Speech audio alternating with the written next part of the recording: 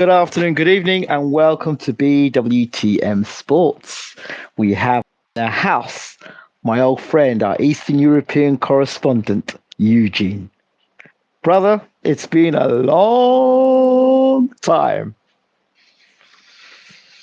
How you Long been? time indeed. Can you hear I'm me doing clearly? great. Yes, I can hear you. Great. So, what's been going on from your end? Not much. Life is moving on. I'm enjoying it. I'm doing great myself. And we got some answers about boxing recently. We did. The first thing is Usyk's too small for Tyson Fury. Fury's too big. Usyk doesn't punch hard enough. He's too small. Fury's going to walk straight through him and knock him out. Usyk hasn't got the power to stop Fury. Uh, yeah, he's still a small man. Uh, well, I think all those questions have been answered, haven't they? Well, we can flip it around. We can say Fury's too small. Usyk's gonna walk through him. Um, won't be able to keep him off of him. Um, but you know what? Size still doesn't matter. Well, again, it doesn't matter because we've seen once again a guy that's 215, I 220. think it was 223. They announced it wrong right before the fight. They announced it as 233, which blew the socks off of a lot of people. But obviously, that wasn't the case. You know, Usyk is a 223. professional. Yeah, he was 2 pounds heavier than in the fight with Joshua. That was over a year ago. Okay. Well, why is it every time that Usyk fights? I think he's the only heavyweight I know that when he fights, anytime when he fights, everyone talks about him putting on more muscle and getting bigger. I don't, with him, I don't understand what the fascination is. You know, people who follow boxing semi-casually still cannot separate themselves from the idea that size is the ultimate thing. I, I don't understand why we have boxing fights and history, and it's there for a reason. I gave the example of Jerry Cooney versus Michael Spinks. Michael Spinks was a light heavyweight. Jerry Cooney was around the same size as Tyson Fury. And they said, oh, Jerry Cooney's big, strong, powerful. He'll walk through Spinks. Spinks beat the living daylights out of Jerry Cooney. And I used that as an example for size doesn't matter. I gave the example of, Evander Holyfield beating Riddick Bowe. I used that as size doesn't matter. I used Michael Mora against Mike the Giant White. Mike the Giant White was 7 foot tall. Michael Mora started at light heavyweight. He went out and knocked Mike the Giant White out with a left hook. And the guy was 7 foot and Mora's what, 6'1", 6'2". So there are lots of examples of even the guy that knocked out Klitschko. Can see him now. The second guy, the American guy, knocked him out. Emmanuel Schutt was Klitschko's trainer as well at the time. I'm seeing Chris him Byrd? now. Lamont Brewster. Oh, Lamont. Lamont Brewster knocked out Klitschko. Look how small Lamont Brewster is compared to Klitschko. So there's so many fights in history that narrative of he's not big enough. Mike Tyson is the biggest now. Mike Tyson was what, 15 and a half stone? And he was he was 5'11". Some say he was 5'10". Some say he was 5'9". And he was knocking dudes out that were 6'5". Tony Tucker, for example. He didn't knock Tucker out. But big guys. Bruno, for example. 6'4", 6'3", big heavyweight, muscular guy. And Tyson beat the living daylights out of him. And then many others along that list that Mike Tyson knocked out. So I don't get why this narrative keeps coming up of, oh, he's not big enough. He's not big enough. We just saw Moses Talma the other day knock out Marius Fak. Yeah, Marius Fak is old, but if size was the problem, if size was as people say it is, then Moses Talma should have got smoked by Marius Fak, regardless of age. If you see a guy on the street, one guy is smaller and the guy is huge, a giant, you're going to say the guy that's small is going to get battered by the guy who's a giant, right? So even in boxing, with trained fighters and history and lots of videotapes, people still have this narrative of guy, he's going to get battered by the big guy. And if he puts pressure on him, he's going to knock him out. Well, Joshua tried it in the second fight. How'd that work out for him? Not a lot much better. I almost suspect, and this is just a gut feeling. This is not anything specific. But because the Klitschko era was so long and so dominant, and Klitschko's were pretty huge. Vitaly was 6'6". No, Vladimir was 6'6". Vitaly was 6'7". And most of their opponent, even if they were close to their size, they were still smaller. That decade of the dominance instilled the idea into the people that you just have to be a huge guy. Okay. But Lamont Brewster knocked out Klitschko. Yeah, but see, people kind of like push away and try to forget earlier Klitschko career mishaps. Samuel Peter knocked him down how many times? 3 in a fight. Right? He still lost.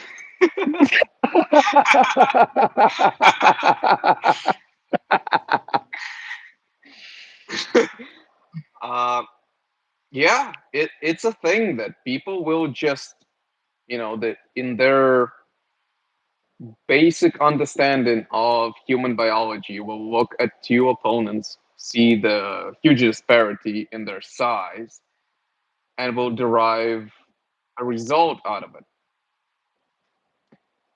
And you know what? I think so. The fact that Tyson Fury was taller than Klitschko and beat him does not help. It doesn't help the narrative. We needed somebody like USYK to show up on the scene to just blow it out of the water. Just be like that the wolf who's huffing and puffing. Okay, there's another example. David Hay, Valuev. How big was Valuev? Look at the size of Valuev. 7 or 7'1". It's okay. something. And there's David Hay. What about the other guy I never rated? Abdul Salamov, that ugly dude. Is it Abdul Salamov? Yes, the guy who got knocked out. Battered by Ajit Kabayel. Was it Salimov? Or was it somebody else? Give me a second. Makhmudov, yeah, that's it. Yeah, that name, that guy, that dude, that ugly dude. Oh, he's going to be heavyweight champion of the world because he looks ugly. I'm like, what? What was it again? Yeah, Asram. Yes, Andre, we're going to get round to the question. We'll talk about it. That's the guy. And the guy we'll got talk about it. Hi, Andre. 4 rounds. Yeah. That's what I'm talking about. That dude. And what? Ajit Kabayel's what? 6'2", 6'3", 6'4" at best. I think he's 6'3". He might be 6'3", and that's the round 6'2", 6'3". Bashir said was the best height for a heavyweight between 6'2" and 6'3". Is there anything over 6'5"? Their chin is dodgy. That's a good point. Well, Klitschko's Vitaly Klitschko's the only one who had a great chin. Yeah, but how many people are there that are like Vitaly? Very few. He was a freak. Yeah, he boxed with his hands down, so it was kind of weird. The guy himself is just not a good example to replicate. No, he isn't. But yeah, that's true. But generally, that's what Bashir was saying. Guys 6'2", 6'3" are better. 6'3". I think he said 6'3" is the max for a good heavyweight. 6'3", 6'4" is that sweet spot between 220 and 230. Not too heavy, not too light.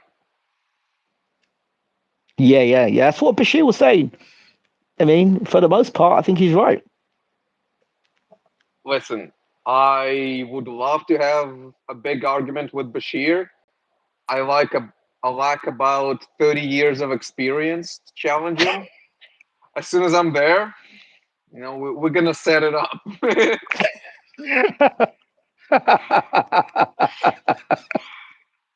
I've never understood. Like, Bashir's now got 50 plus years experience at heavyweight boxing. 50 years, which brings us on to a few things. I mean, and Andre kind of like, I'm going to slip in and slip out, but Andre's asked the question, what do you guys think of Jared Anderson? Oh, man. I thought speed, reflexes would have undone Martin Bakali.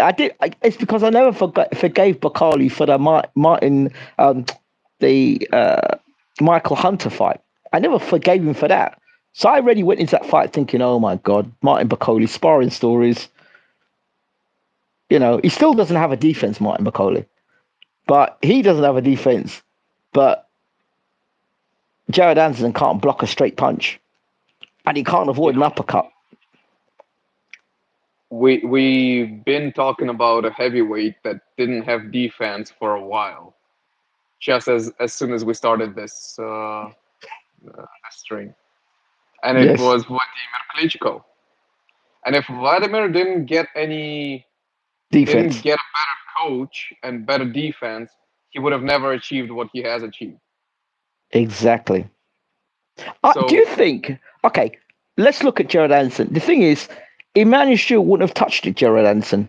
He wouldn't have touched him because, based on Stewart's track record, Judge, you'll have to check me on this. But Audley Harrison, who was an Olympic gold medalist, right? Stewart wouldn't touch with a barge pole, right? That's the first one. It seems to be, if you're a world champion and a proven world champion, Stewart would then clean you up and work with you because you're proven quality, right?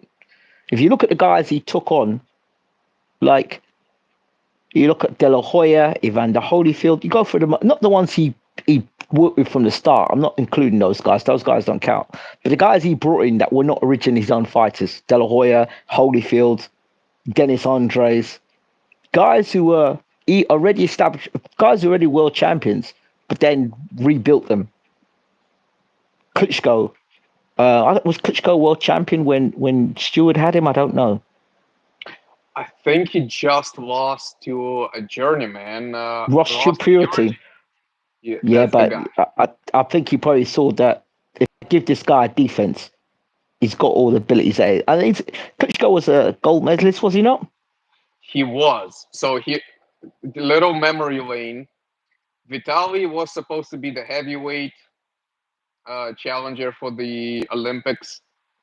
Vladimir, who's the younger brother, was supposed to be the cruiserweight. Wow. And Vitaly pissed hot for steroids because he was getting a treatment for an injured knee that his doctor prescribed steroids for. Right. Because, spoiler alert, steroids do help you to recover faster. So Vitaly could not participate. Mm-hmm.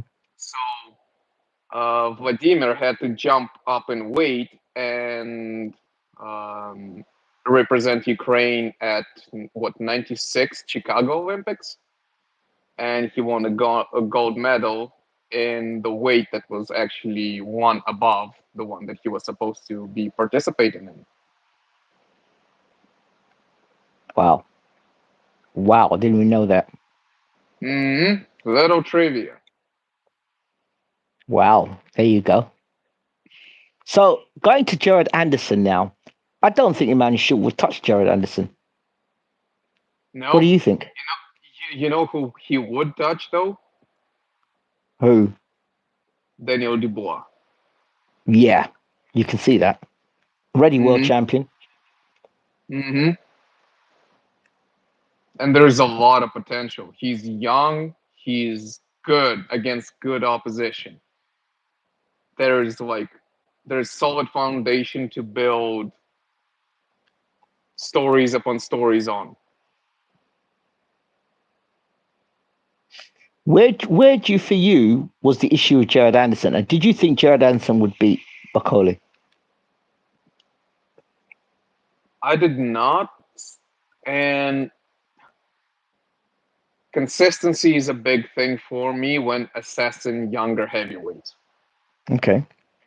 track record is very important because it seems like if a heavyweight is younger than say 30 years old, it's very important not to derail them, which is something that separates the two kinds of heavyweights. Like for example, the way that Dubois has been derailed multiple times and keeps coming back is something Mhm. special if you really think Mhm. about the current crop of heavyweights.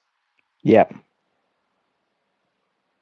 And just Jared Anderson never appealed to me on the basis of that consistency. It takes a special heavyweight in the modern era to be inconsistent and still keep winning. It's almost like as soon as they're shot for good. He didn't seem to care that he lost. The way he was responding, he just didn't seem to care. Like, oh, flip it, I'm getting paid. I get beat. Well, the pressure's not on me anymore. And why is Jared Anderson the best number one heavyweight in America? What happened to Michael Hunter?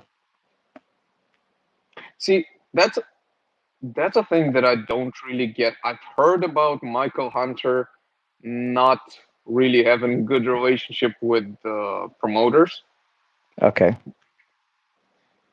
which I can I can understand that. Michael Hunter always gives me the vibe of a very strong character that Mm-hmm. will not take nonsense from anybody. Mm-hmm. And the problem with Michael Hunter, you cannot say that he doesn't deliver. Like if there was a guy to scoop up right now, right? There is a talent that you want to represent, and nobody seems to like be really in competition for. You would go for Michael Hunter, 100%. But for Yeah, there's a some guy. There's reason, another. people treat him as if he stinks. You know? There might be something. I don't know why. I'm gonna have to chase up Michael Hunter, try and get an interview with him, find out what's going on with the dude. But I always sensed when that COVID thing came around, I always sensed that he was going to lose out to Matchroom. That contract was going to get ripped up. Remember, I said it a few years back. I said that Mike Hunt was going to get his contract ripped up, and fighters need to change their attitudes. The contract got ripped up. We haven't seen much of Michael Hunter since. Well, the fight that we haven't seen Michael Hunter after all that much is Povetkin, him versus Povetkin. yeah, And it was a good fight. It's not even necessarily that the fight itself had anything to do with the further career of Michael Hunter, but it's almost like he proven himself to be good enough that you cannot stick him into a journeyman safely, yeah. right? And the other thing was that he did come in a little bit overweight for that fight. Remember, or he was over the weight that he normally would be. Maybe that was a lack of unprofessionalism. I don't know. So I need to get the interview with Mike Hunt. So what the hell is going on with your career, mate? See, what I think it is, and there's a little bit of a running thing with Eddie Hearn and other heavyweights. There is AJ, who's There. holding that mark, And there's and then everybody there are else. other heavyweights that he signs. Now, if those heavyweights they offer too much opposition, like Yeah. Ortiz, right? Luis Yeah. Ortiz. Well, he sent off to They get Monaco, didn't he? memory hold. Just never happened. And I think when Michael Hunter could not be gotten out of there by Povetkin, and at the same time never showed any vulnerability, it was just kind of a lackluster fight, but he never showed himself to be vulnerable all that much. He just got sent away, you know? He was too dangerous to hold, too, I don't know. Maybe he didn't want to join the club. That could be. Maybe he asked for more money because he achieved a lot more at the heavyweight. He raised his bar and Can you imagine Michael Hunter now? Turkey Al Sheikh with Michael Hunter in their heavyweight ranks. problem is, I'm wondering who he would be paired against. That would be still a live body. Bacoli rematch. Bacoli rematch or Ajit Caballo.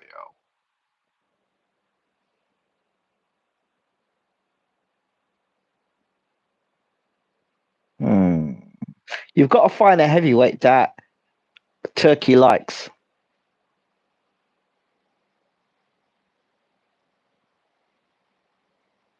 I'll tell you what, what's this guy? This dude. The heavyweight that came off the UFC. The one AJ just knocked out. Oh, Francis Ngannou. Ngannou. How about Ngannou versus Michael Hunter?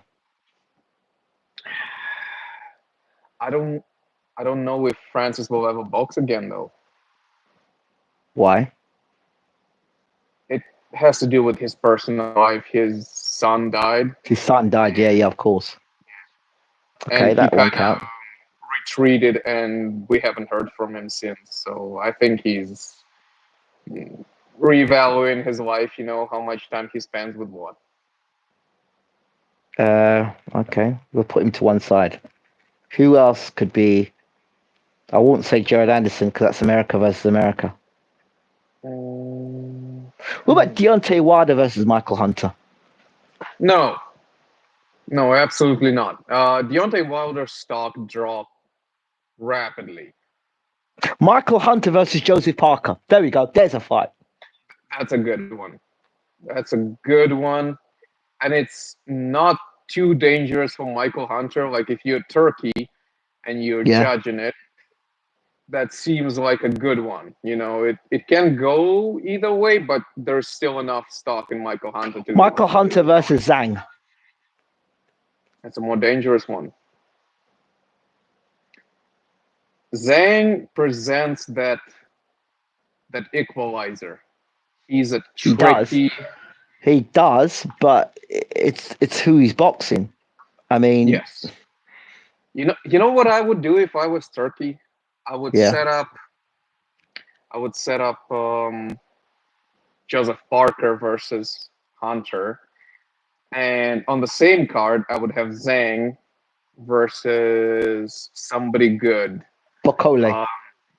Could be Bacoli or the winner of Joshua versus Dubois. Yeah.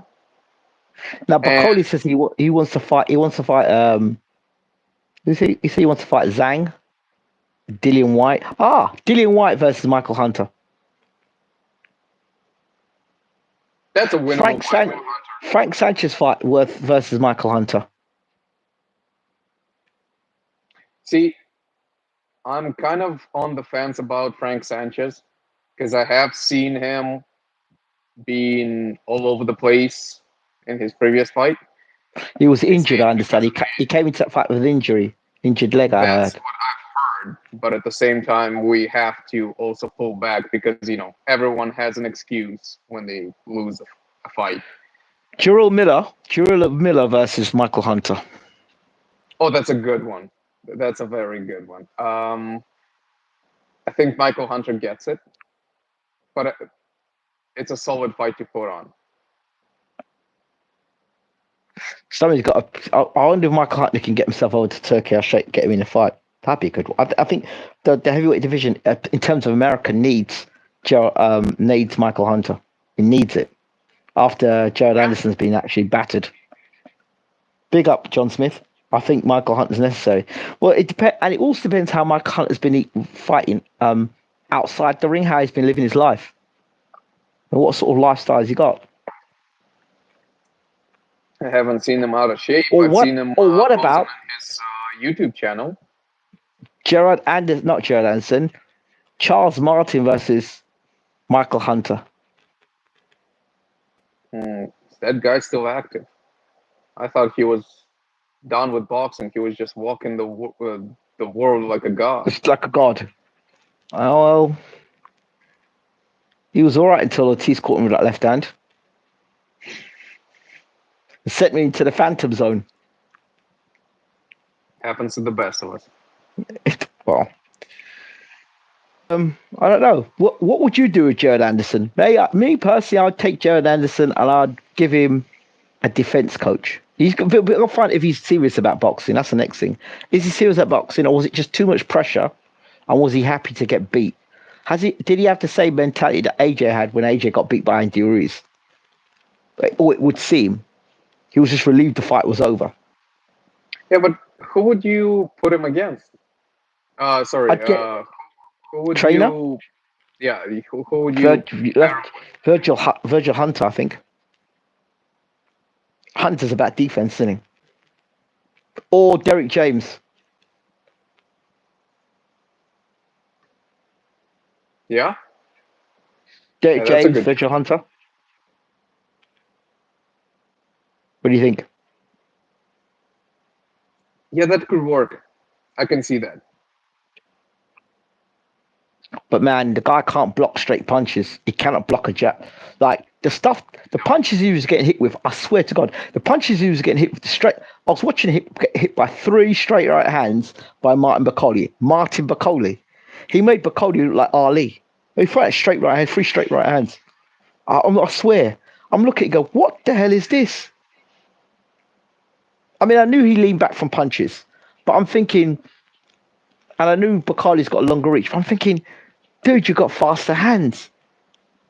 So he said, Anderson can't punch. But now he can punch. He's a heavyweight. He might not be explosive. I thought with that speed, maybe I don't know. I'm mystified at how a guy as athletic as Anderson could not block a straight right hand from Martin Bakole. 3 right hands he threw, and all 3 right hands hit Anderson. And his head was just going back like this. Not a block, not a slip, not a catch and shoot, nothing. And if you look at him in the dressing room before the fight with him and Bakole, he was in the dressing room, he was smiling. He looked like everything was under control. Even made me feel he had everything under control. Then he went in there. Next minute, I see the guys on the canvas getting hit with an uppercut.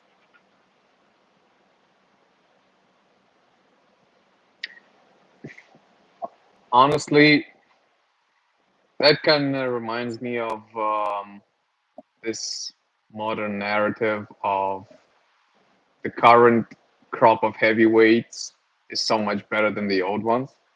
No, it's not. Absolutely not. No way. You watch a prelim or like just, what do you call it? The main card for today's boxing event. Okay. And you're seeing people who, cannot get away from a straight hand and they cannot get past a jab. Let's just take one person. Let's just bring Mike Tyson, who still didn't achieve as much as he could have done. Let's bring a prime Mike Tyson. Mike Tyson before he went to prison. Let's put that Mike Tyson in today's heavyweight division with Fury, Joshua, Wilder, Dubois. Let's put Mike Tyson in there now. Is Mike Tyson? Are you questioning Mike Tyson becoming heavyweight champion of the world in this era with these fighters? No, absolutely not. The fight I'd love to see is Usyk v Tyson. I'd love to see that fight. That would be a good one because Usyk has just enough distance control. He has enough stamina. Yeah. But when Mike hits him, see, that's when Mike. I'm talking about Mike Tyson, the Mike Tyson that fought Trevor Berbick. That Mike Tyson. The Mike Tyson still had a patch in his forehead, in his middle of his head. That Mike Tyson. That one that still had Castamado in it with him. Yeah, that Mike Tyson against Usyk. If Derek Chisora is catching Usyk and backing him up and hurting Usyk, God forbid what Mike would do. With the speed and power and head movement. No. I don't know. I don't know. I know, and he gets inside, and he gets inside Usyk's body, and you know Usyk don't like body shots, and he pulls a shot. Usyk's on the ropes, yeah, and he hits him with a shot to the body and brings the uppercut upstairs. Jesus, I don't want to see that for Usyk. I love Usyk, yeah, I love him, but you're getting hit by Derek Chisora, and you say it's the hardest punch he's been hit with. Prime Mike Tyson, the Mike Tyson that knocked out Michael Spinks. The combination that I like from Mike Tyson would always be the left hook to the body, left hook to the head, because Yeah, it's both power punches, and it forces you down and to open up the top, yeah. and then it I'm comes not up. Mike. I'm not a huge Mike Tyson fan yet. I like Mike Tyson, and a lot of his myth.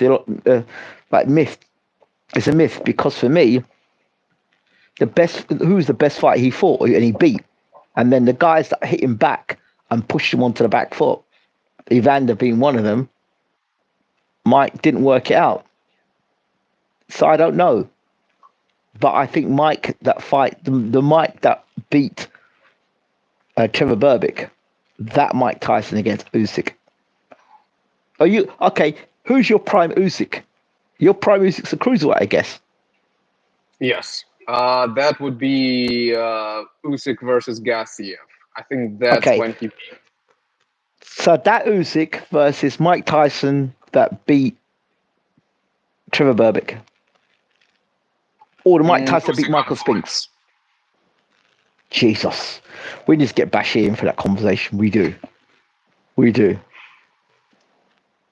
But Mike Tyson, I said the man at the door is Usyk to stop Mike Tyson. You're saying he's the guy to stop Mike Tyson in this current era.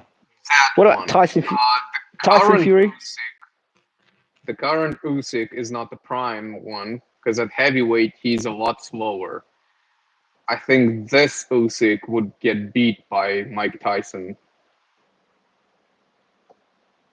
Very easily, or be a tough fight? Not easily, but I can see Usyk having enough vulnerable moments,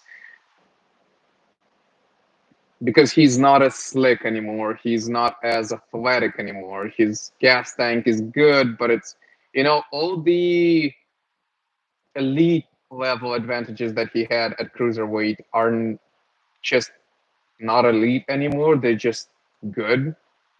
And he has enough of those good boxes to tick Mm-hmm. that he can edge the win. But I think we're seeing the best of Usyk as for today. Like, whatever happens next, Yeah. it will be the worst version of Usyk versus the worst version of Tyson Fury. Okay. Lennox Lewis. Okay, I wouldn't pull Evander. Evander can't fight against boxers. Lennox Lewis, although he got stopped by Oliver McCall.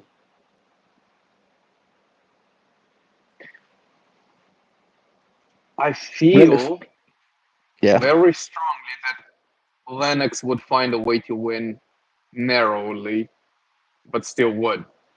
And the reason is Lennox has has a he has kind of a combination of both being able to punch reasonably well Mm-hmm. and being able to control the distance between him and his opponent, because But that's one thing. he never beat a southpaw though. We never saw him for Chris Bird. So I don't know. I don't think Southpaw is necessarily that much of an advantage. Lennox never fought Like, one. Was Michael Moore was a southpaw? Michael Moore was a southpaw. He never fought Michael Moore. Chris Bird was southpaw. He never fought Chris Bird. That's two southpaws Lennox never fought. And they were both world champions at some point in time in Lennox's era. but does the triangle work though? Because, for example, Vitaly Klitschko beat Chris Bird. And there was Couldn't beat another southpaw. There was another southpaw called was it not Corey Sanders? What's his name? The South African. Was it Corey Sanders? It's Corey Sanders, wasn't it? Was he southpaw though? Yeah, of course Corey Sanders was. There's a big left hand he had. It's what knocked over Klitschko. He knocked out Klitschko, didn't he, to become champion? Let me double check real quick. It's Corey Sanders, yeah. Sure, it's Corey Sanders, South African. And he was a dangerous heavyweight. He hurt Klitschko, his brother, in the first round. It was a great fight. Sanders versus Klitschko, great fight. He wasn't even in proper shape for that fight. Yeah, Corey Sanders was southpaw. He flattened Klitschko. Flattened him. He flattened. Hurt him in the first and flattened him in the second round. And then his brother had to come in and beat him, fight him. And even his brother struggled to beat him. That's when his brother came back to fight for the WBC Heavyweight Championship after retirement. Yes. And that fight was a shootout. Probably, I'd say it was one of Vitali's best wins. One of.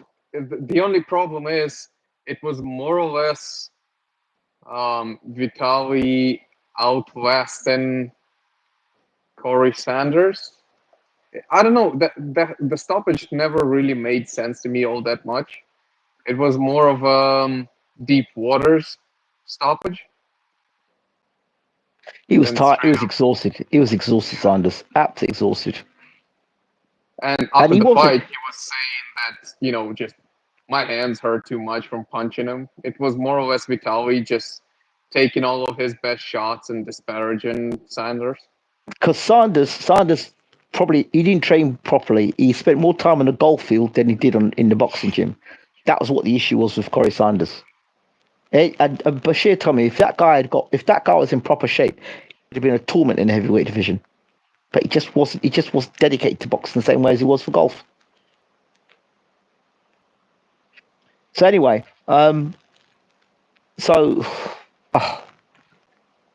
this current crop of heavyweights. Okay, what have you thought so far of the Bacoli fight? What do you think of Martin Bacoli now? Has he grown on you? Not really. No, I think. Why?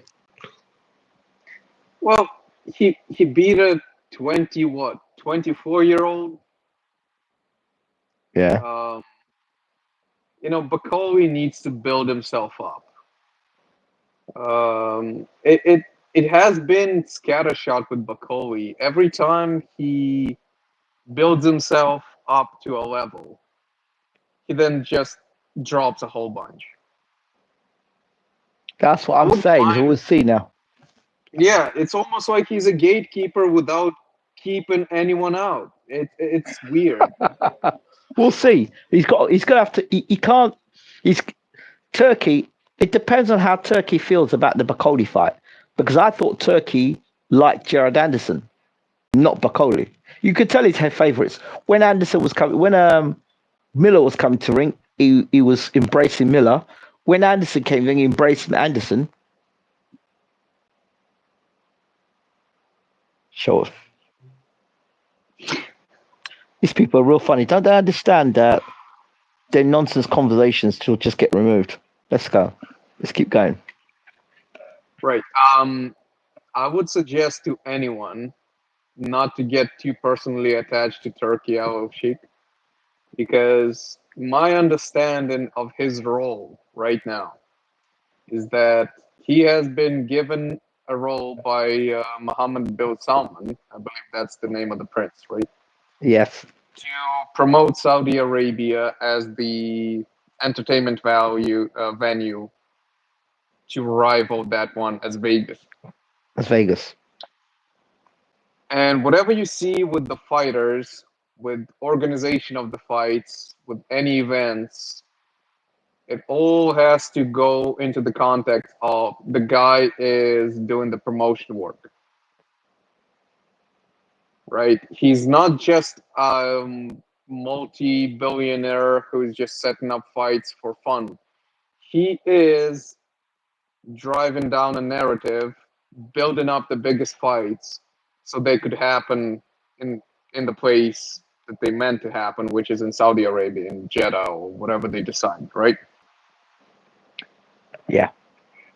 So yeah. Okay. He's good for boxing for what he does because he can break up the gridlocks.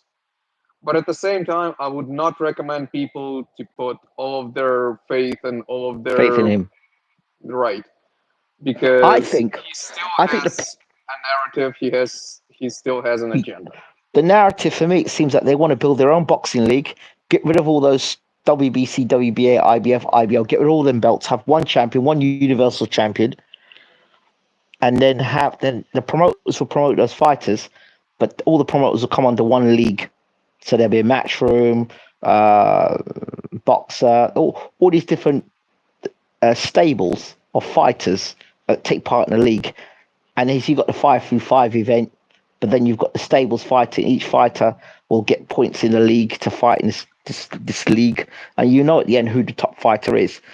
Something like the what's this thing again? The World Series, but instead of it fighting like quarterfinals, semi-finals, it'll just be over a season, like over a year. They've got X amount of fights to get done, and by that time, like the top 10 heavyweights in the world. So that makes it, top 10 heavyweights in the world. So by the end of that competition, you know who the best heavyweight in the world is.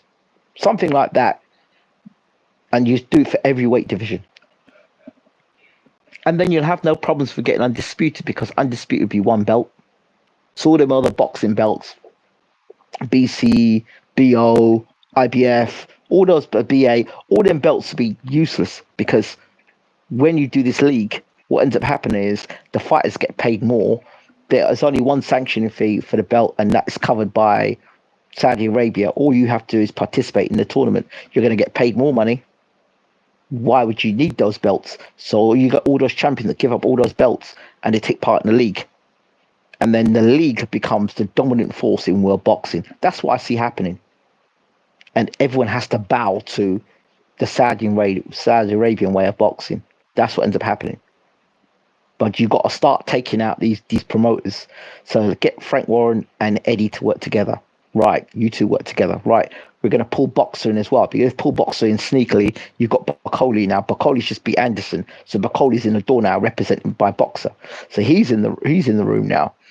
Boxer is like sneakily in the room, right? And then if Canelo doesn't play ball, they'll do something with Canelo. Don't worry about that. But he's going to fight Berlanga. Berlanga's get knocked out in a few rounds. Berlanga's got no chin. But anyway, moving on from that. They want to get Crawford versus Canelo. They want that. They keep talking about that fight happening. To me, the other night, Crawford looked tired and he looked old. For the first time, Crawford looked tired and old to me. It's true. Usyk's not going to be around much longer. Fury's not going to be around much longer. Depending on what Josh, if Dubois hits Joshua on the chin and Joshua gets knocked out, he won't be around much longer. So you've got Dubois that's around, Moses Talma, Bacoli, Anderson's done, so he's the rebuilding of Anderson. You've got Ajit Kabayel, you've got Zhang, you've got Parker. Well, even Zhang's out as well. Put Zhang out the pitch. He's 40 plus, and there's no fight pushing for him at the moment. So Zhang's a problem. So it's the next generation of heavyweights. Yeah, that's actually a good one, because I was waiting to see what Bashir does with Vlad Tsarenko. Tsarenko would be going that direction as well. This would help Tsarenko. It definitely have to would, fight but somebody. he hasn't been active for a while. Yeah, because remember, do you know what? Thinking about it, they wanted Tsarenko to spar with Jared Anderson. Thinking about it now, Tsarenko probably would have done well against Anderson. Because if he had sparred well against Anderson, Top Rank would have signed Tsarenko. Did you know that? No, I didn't know. That was the offer. They offered Bashir Tsarenko to spar Anderson. He had to spar Anderson. I think the other guy there was Anderson, and there was somebody else. So it was either Top Rank who got signed by, or Goosen. I'm not sure. But I would get Bashir. I would say to Bashir, try and get Tsarenko into. You got to take a chance on Tsarenko. I mean, how old is Tsarenko now? I mean, if he's any decent, he's got to put against somebody decent. 23. He's older than 23. Come on. Not 20, 28, I think.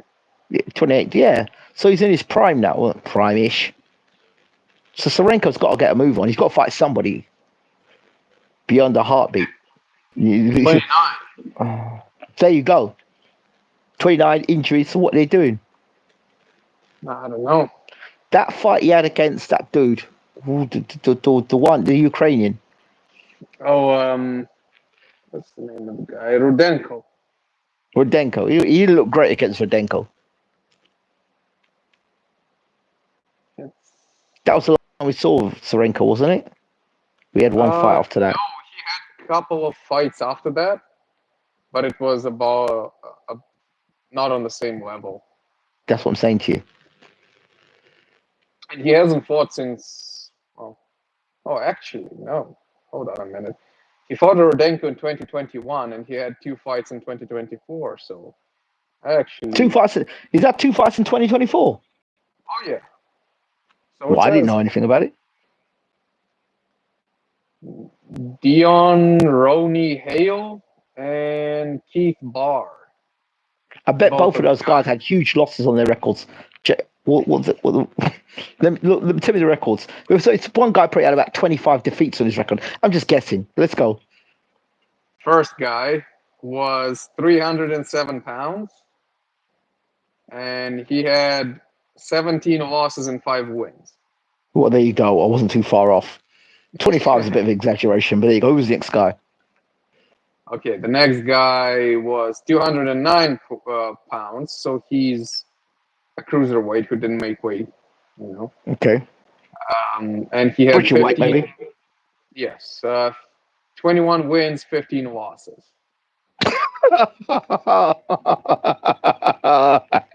did I tell you? Nothing great. That was a two padded. It was padded records. Pad the record out in it. Yeah, that was just stay busy fights. Stay busy. Well, if you want to call them stay busy fights. Serenko needs to fight somebody of a note. Who did Bashir want to fight Serenko? Cash Ali? Cash Ali. Why not fight Cash Ali? Yeah, but what's the point of fighting Cash Ali? Where's that fight get you?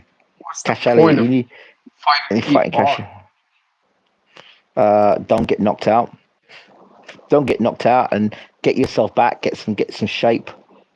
You know, see what your arms like. See what the injury's been like. See how much you've recovered. Those 2 fights, forget it. But now you need to fight someone. Cash Ali's not that man. Cash Ali's not that step up. That case, go and fight Dave Allen.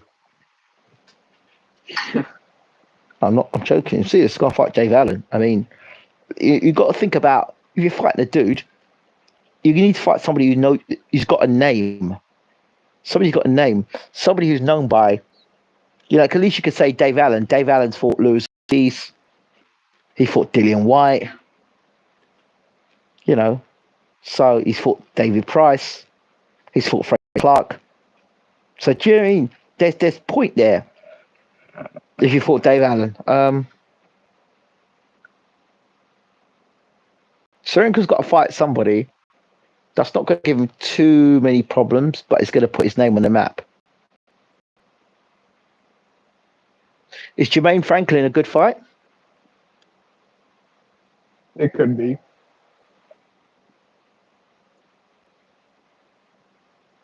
I don't know.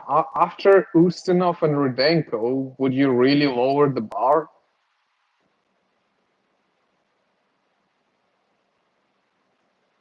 Charles Martin.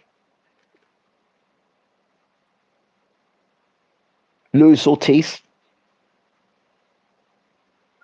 Yeah, Luis Ortiz.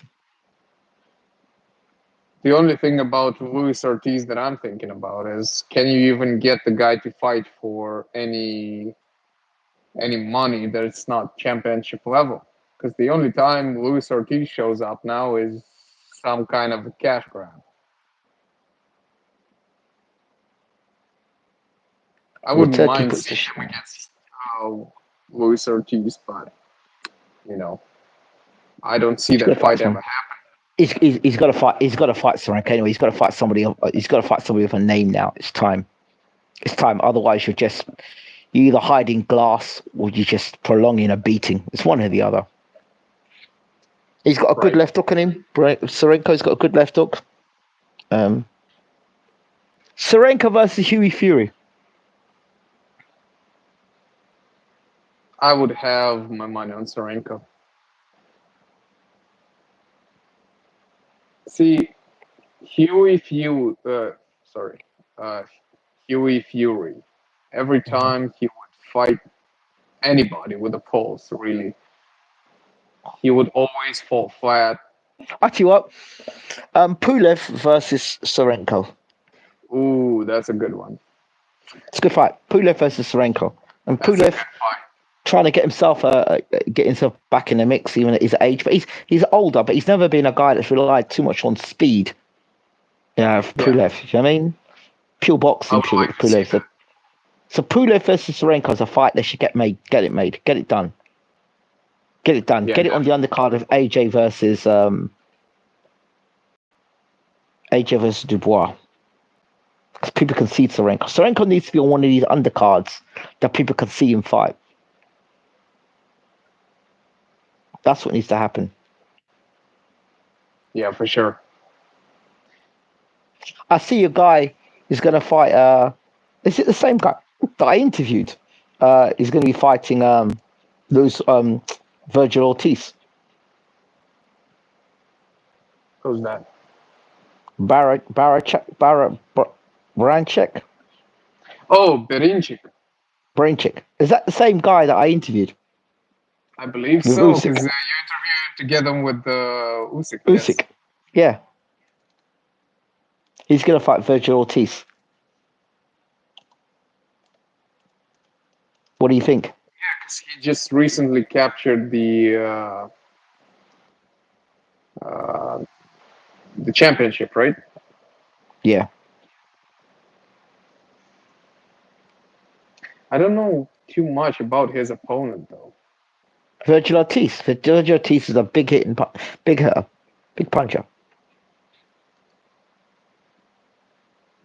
Haven't Good been boxing following. skill. At the time, it was Virgil Ortiz, Terence Crawford. Virgil Ortiz was chasing Terence Crawford. You think the sort of guys I've had on my channel, the next generation, Balanga, Ennis, this guy here, Branchek, what's his name? Bivol. Well, if you really think about it, just scroll it back 10 years, right? Yeah. The year 2014. You'd have been interviewing Tyson Fury. Mm-hmm. Undisputed. Well, unified. Unified. Crawford, undisputed. Yeah. Thurman, and unified. Interviewing Usyk, right? I sent you the video, the first one you ever done on the channel about Usyk. Yes. That's also 10 years ago. Yep. I always found it kind of funny that it took 10 years for us to get the answer, even though we not necessarily knew it would happen between the two. Yep.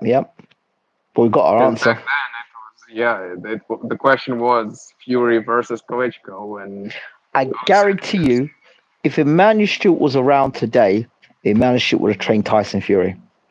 That'd have been his guy. Yeah, because he did predict Tyson Fury winning against Vladimir. So imagine Fury being trained by Emmanuel Stewart.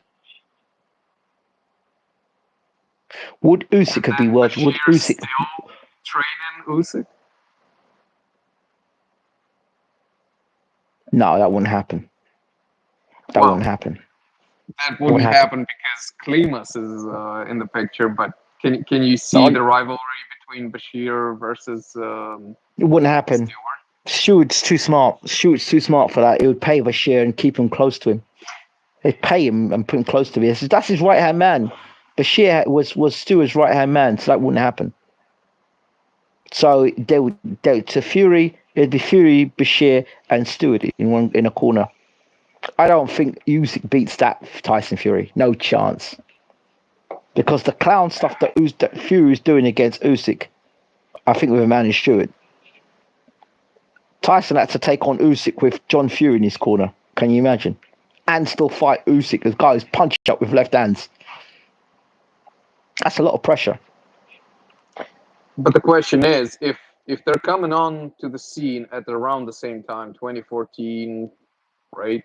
2013, Yeah. 2014, who would Emmanuel Stewart likely pick up? Would it be It would have been Tyson? It would have been Tyson. Tyson would have picked up Tyson. He picked up Tyson. Because Tyson, remember, Andy Lee was in the gym as well. Stewart would work with Andy Lee. So Tyson would still gone to Stewart's camp naturally. Because Andy Lee was there, so there was already a connection in the camp. Yeah, but the connection would have been through Klitschko because of Stewart. Not for Fury. Not for Fury, but for Usyk. Fury and Vladimir never sparred, did they? No. No, actually, they did bring him into the camp. Just Fury got kicked out pretty soon.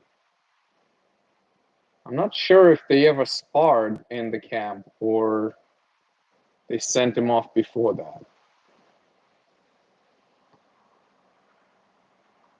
Because remember, Klitschko would pay for top-notch sparring, right? Klitschko had both Deontay Wilder and Fury in his camp. I just wanted to let you know something. I just got a message come through that I've won a PC, a gaming PC. Oh, congratulations. It was on Twitter, so they want my mailing address. What do you think? I think you should absolutely give them your mailing address, your social security number. Yeah, but they do have these offers. They do the giveaways. They do giveaways, don't they? Occasionally they do, if you trust the source.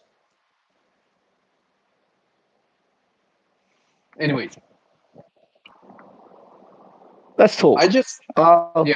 Go ahead. I just find it weirdly amusing that 10 years after you've been interviewing the two prospects, that the success was not guaranteed for either of them, would reach the pinnacle of boxing, duke it out there, and we would get the undisputed 10 years later. Okay.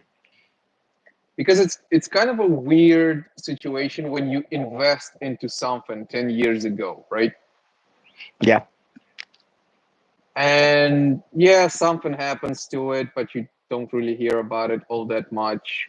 You know, somebody gave you an advice and invest into this, I don't know, stock, and you don't get the dividends for 10 years. That's true. It's interesting, eh? Well, Yeah, Jerron Ennis is there as well. Boots Ennis. Do you remember when I used to do interviews with Boots Ennis? He'd come on my show. Yeah. Jerron Ennis. Now, Ennis is a superstar in boxing, is he not?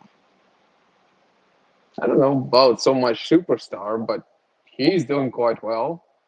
Berinchik just recently captured a title. Uh-huh. That was 10 years ago as well, right? Bivol? Yeah.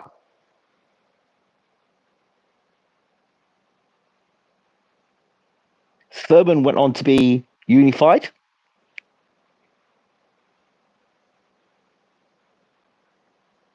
Hold on. Who else? He had a WBC. Who did he unify against? Garcia. Garcia was WBC, I think. No, or Thurman may have been WBC. No, Chris Ariola was who he captured the vacant WBC against. You're talking about Stavern, world champion. Wilder, interview, world champion. Mm-hmm.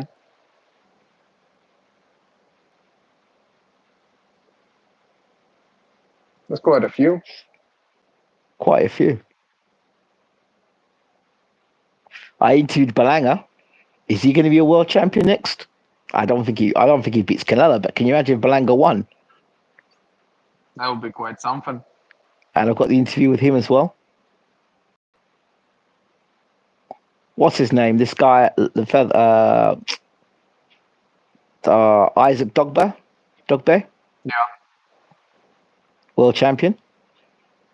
Not Ava Knight. What's his guy? Jessica McCaskill, undisputed. Yeah. That's quite a few there. That's actually quite a few champions. It's quite a few champions. So my eye's not too bad, is it? I need to do a new set of champions. Maybe. What do you think? We need to do a new set of champions. Maybe not take 10 years though. Oh, There's one. not. There's one heavyweight that really interests me at the moment. His name is Torres. Torres who? I think it might be Ricardo Torres. He looks like the new Mike Tyson. I hate to use that. Last time anybody tried to use the Mike Tyson reference, he went to jail. So. Oh dear. Let me find out who the people are. Let me find it. See if I can find it. The company's name is.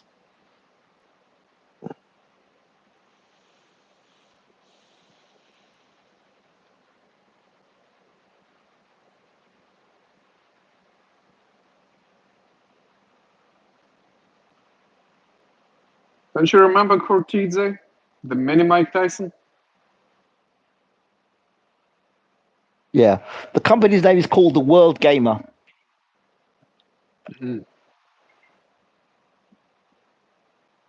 He just messaged me through Discord. So, but I'm on Twitter every day, X every day, sorry. So there's quite a few fighters there.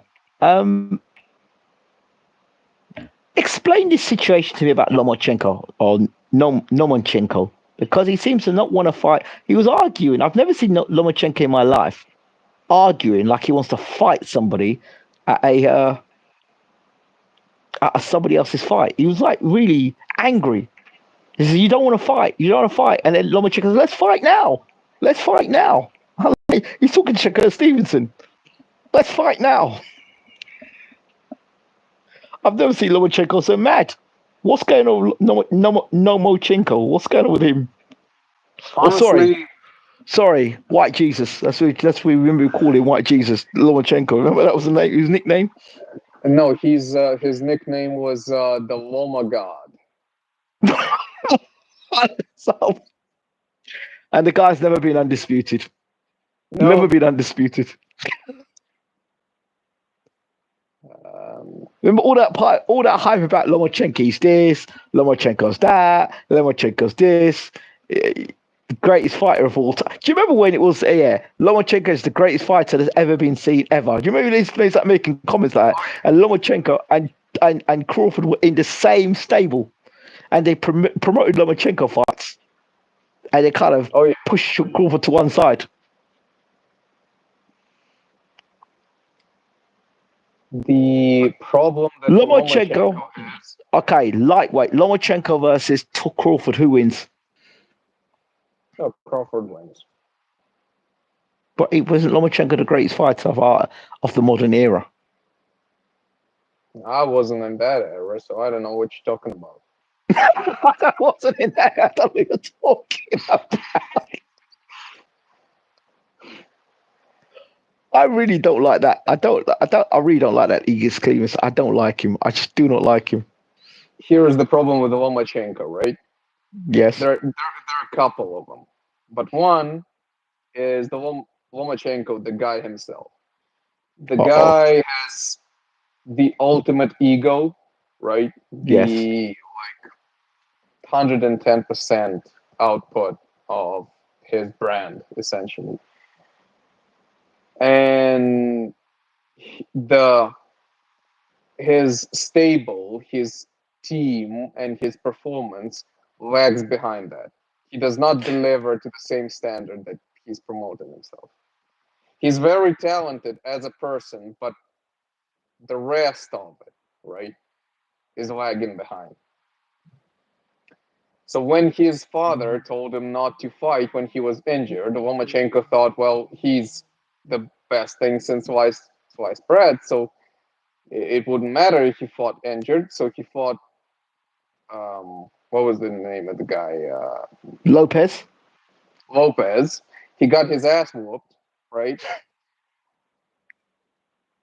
He lost his chance at undisputed,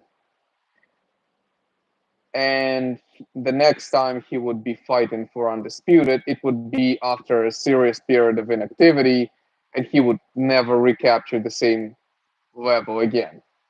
Against Devin Haney. Right. So Lomachenko has a lot of ego, which is not bad for a fighter, but it's also not great when it's Not in check. not in check with the rest of the people who are looking out for him. Because I don't believe that his father, for a second, has anything but the best intentions for him. Son. Absolutely. Absolutely. And there is another second aspect of it, right, which is the Igas Klimas, the promotion. Uh-oh. And it's a narrative of, Lomachenko is a very good, very talented fighter. And for whatever reason, I have not heard as many racial arguments about any other white fighter as about Lomachenko. Mm-hmm. I have never heard them about USYK. That's the funny part. I never heard about Usyk being the white guy fighting Joshua. Never heard Nope. about them fighting against Dubois, Nope. Chisora. Nope. Nothing. Just But when it comes to Lomachenko, yeah, it always comes up, doesn't it? mm-hmm. Why? Do you think Klimas has got anything to do with that? I couldn't say for sure, but it does seem like somebody who is involved in the promotion of Lomachenko always injects that into the conversation. Because it doesn't make sense. It's not like Lomachenko necessarily fights more black fighters than Usyk. It's just Exactly. somehow part of his brand, which honestly doesn't help him. Yeah, but okay, so where did the white Jesus thing come from then? Because that was said for years. And then when he cried, Jesus wept. Remember? Jesus wept when he cried.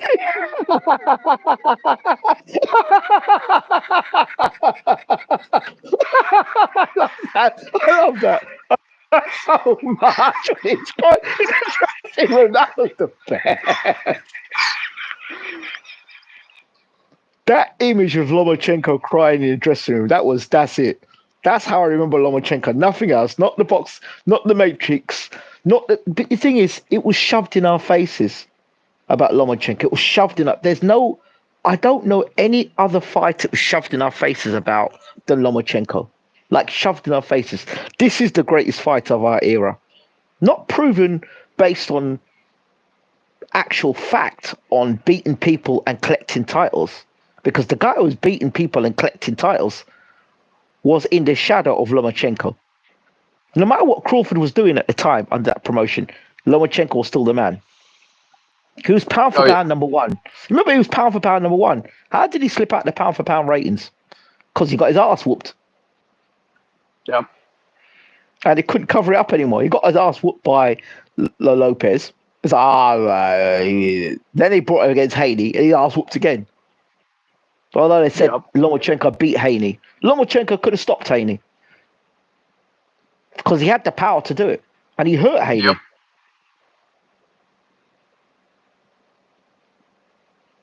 No, so I don't know. It never made sense to me.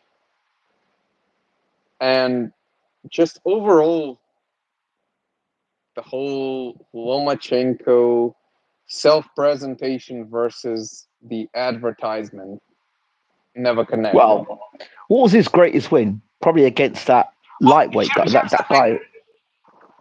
His best win was... when the WBC thing happened, right? What When the the yeah, go ahead. WBC decided that they would have a franchise champion Yeah. Oh yes. and they would have the regular champion who is Yeah. actually holding the belt.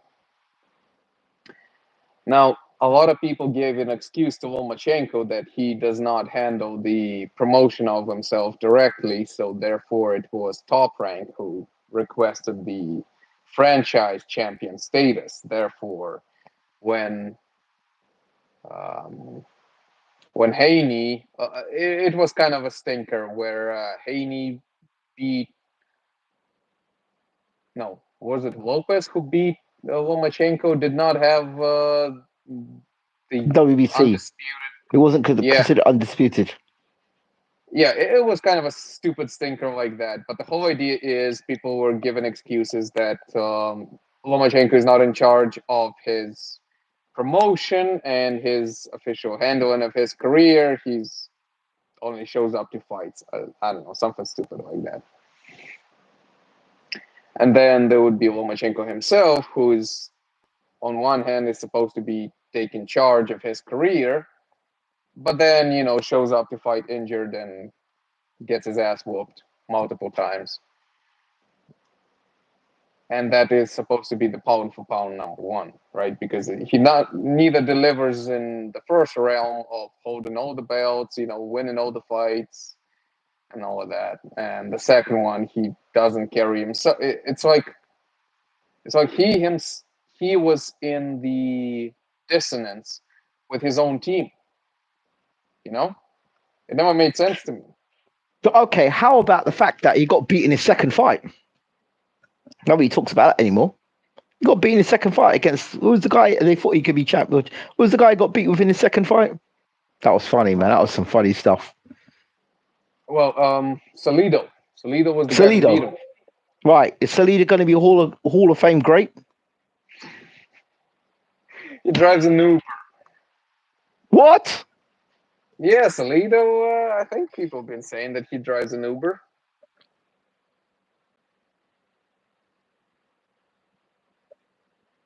Not Still good. beat Lomachenko, so,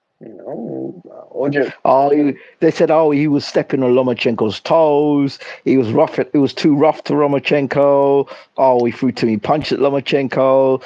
He didn't give Lomachenko space. He was dirty fighter. That's the only reason why Lomachenko got beat by him. Okay, well, I'm going to counter with a lot of those things are part of boxing. the professional boxing. Like sometimes the referee will either not notice or ignore certain transgressions. What are you going to do about those, right? Because if you remember, if it's his second fight after amateurs, it was almost like a welcoming fight into the professionals by Salido. Yes. It was the arrogance of them. It was the arrogance of their team that thought they were going to win a world title like that. Arrogance. Definitely. If you talk to any coach, right? Yeah, you can dial up Bashir and be like, you have a fighter who just won a gold medal. He wants to capture a title in the second fight in his professional career.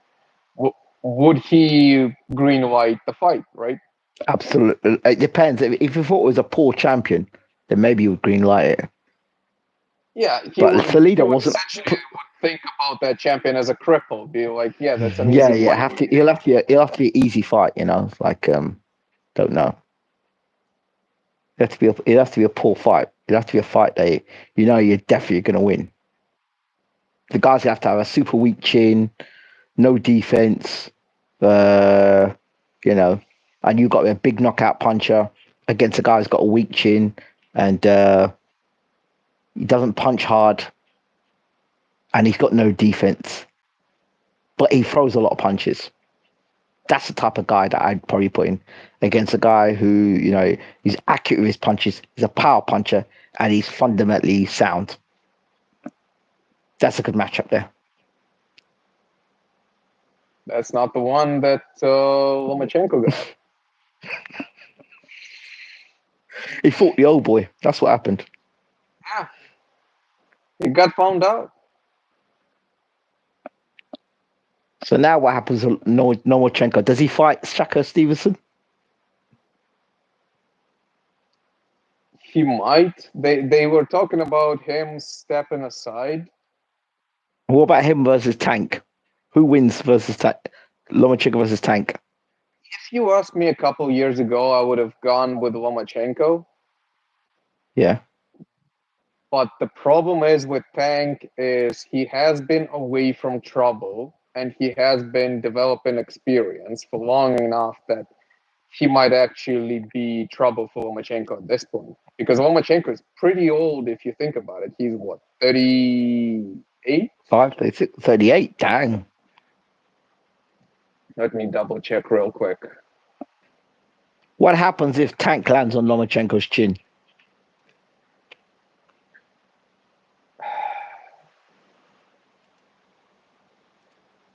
It's a good question because Lomachenko has a good chin. But it's kind of a question of what Lomachenko do afterwards, because if he decides that he needs to go out and gets his due, right, essentially, Mm-hmm. he will get knocked out. Because what Tank does very well, and it's something that is like on a higher level than Wilder, is observe you for a rather long time, And then and I'm coming for then you. he gets your timing. He sees where you're coming at, And and it's then nights out in one punch, essentially.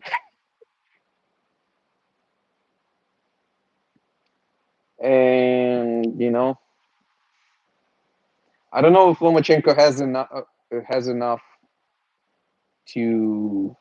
okay, who's the best high level fighter at Lomachenko? Is Rigondeaux, isn't it? That's the best. I think that's Lomachenko's best wins against Rigondeaux. It's Rigondeaux. Is it though at 135? No, was it Either 130? Rigondeaux or the Axeman.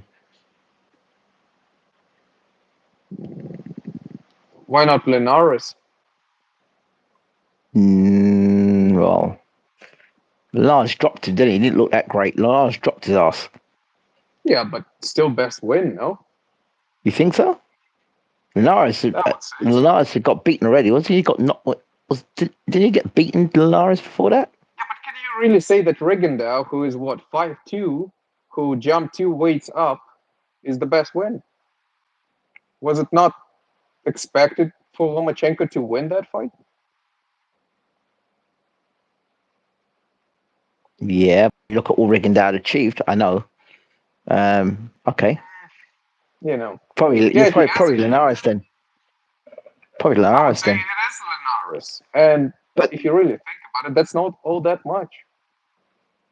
when you think about it, yeah, at the time that was a super fight. Rigondeaux versus Lomachenko. That was a super fight. Yeah.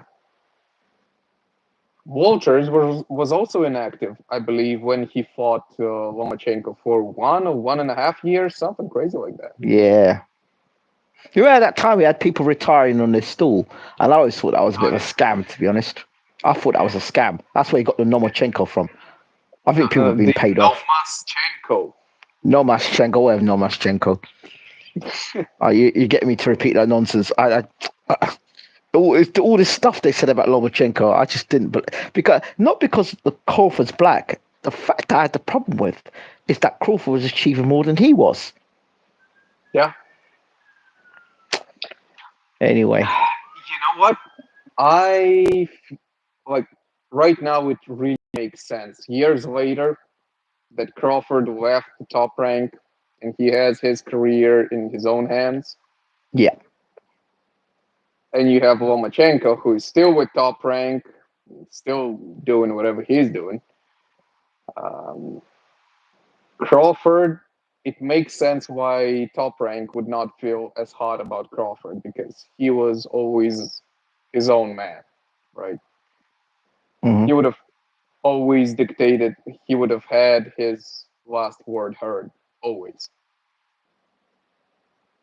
And it makes Lomachenko. sense. Hold, let me give you something. Lomachenko versus De La Hoya, lightweight.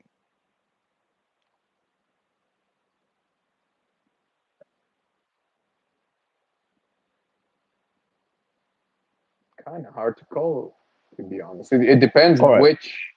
which era of Lomachenko, because the way he looked after the COVID break, Yeah. the whole inactivity period of time, he just stank. Mhm. All right, Lomachenko versus this is the one that I remember people saying about this, how great Lomachenko was. Lomachenko, Roberto Duran, hands of stone. If Salido gave him problems, imagine what Roberto Duran would do to him. Yeah, Duran would get him. Oh, but Lomachenko gets too cocky. Lomachenko fans would say Lomachenko beats Duran. Sure, they would say that. It's the They same people that said Golovkin would have beaten Hagler. Oh, here's the problem with Lomachenko, right? He has two Achilles heels, which is too many. One is he gets gun shy when he encounters opposition, which is something we've seen against Lopez. When he starts getting hit back hard. Yeah. And the second one, he gets too cocky and he runs into stuff, which is something we've seen against Linares. So you tell me what would happen if he was to fight against Duran. Oh Jesus! I don't know. Well, this mythical matches. I I mean, fear for Lomachenko's I life. want to see it. I always want to see it. When people give me hypotheticals, like for Yeah, example, now that Usyk bit Fury, people kind of they had to swallow their pride, and say, yeah, okay, yeah. well, Fury might not have been greater than Ali, but Usyk is. Fury was greater than Ali.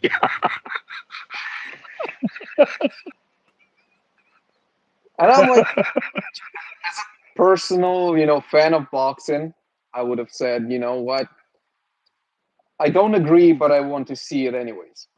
You know, I do Look, just I do think that th- that crop of heavyweights from the 60s and 70s is too high bar for the modern heavyweights. imagine Usyk did what he did to Fury. What would Ali have done to him? Oh, Fury would not get out of the what was it, round 9? He would not. Look what he did with He, Big George Foreman. I mean, but then yeah. the size, it's the height and reach would be the thing for Ali. So, But his speed. yeah. Ali's speed and boxing brain and intelligence. Everything that And then Usyk done well against Fury, Ali would do better. and I guess Fury would think he's a small cruiserweight. Remember? Oh, you're a cruiserweight. You're a bridgerweight.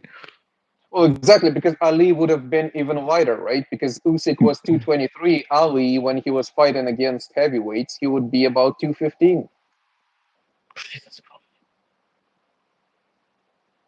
And then what about like you've got him, Evander Holyfield against Tyson Fury. Yeah. Getting in close with Fury and landing punch like he did against Foreman.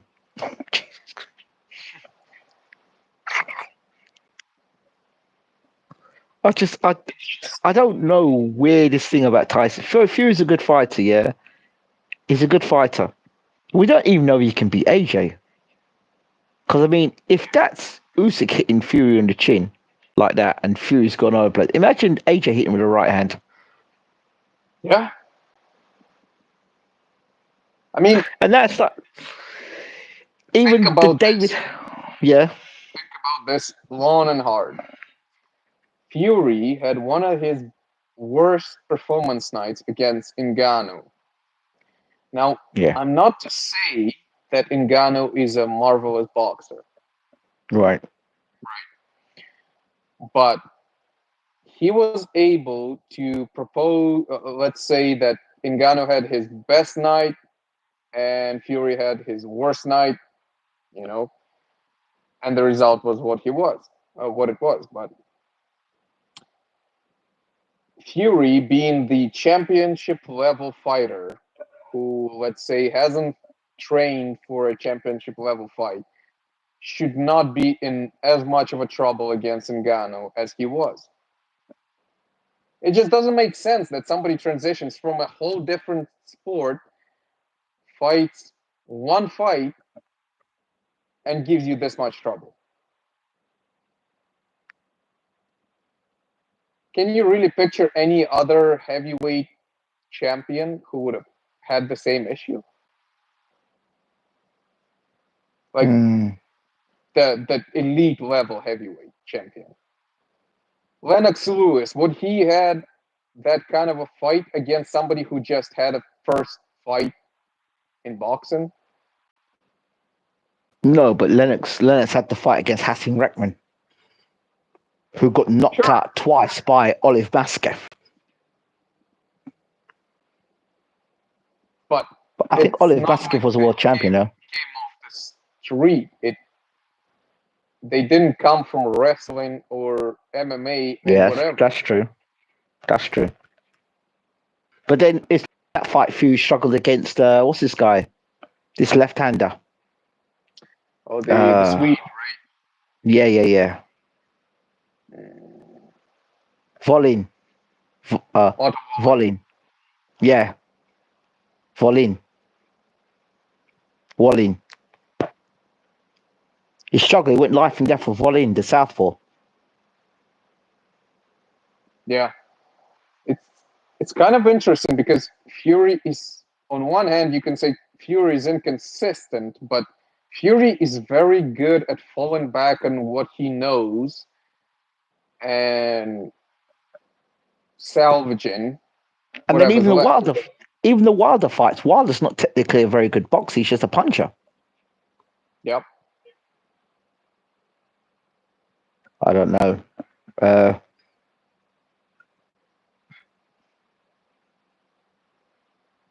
So the consistently best heavyweight has been Usyk.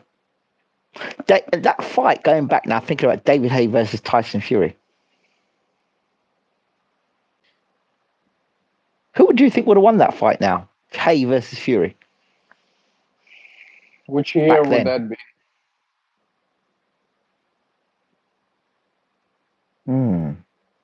2013? What was it?